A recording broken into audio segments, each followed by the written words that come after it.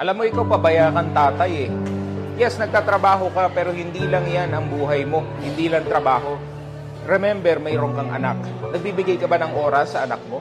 Nagbibigay ka ba ng oras sa asawa mo? Meron ba kayong bonding araw-araw? Meron ba kayong moments na kayong dalawa lang nakakapag-usap about life? The same goes with your children. O baka mamaya panay barkada ka lang, panay trabaho ka lang.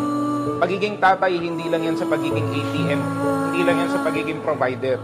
Hindi porket nakakapag-provide ka, magaling ka ng tatay. Make sure that you give time to the people who are important to you. Dahil aside from the money that you're giving, mas importante dyan ang experiences. Bigyan mo ng oras ang anak mo araw-araw. Bigyan mo ng oras ang asawa mo araw-araw. Dahil hindi ka ATM na naglalakad. Asawa ka. And that is a much bigger role than just providing money.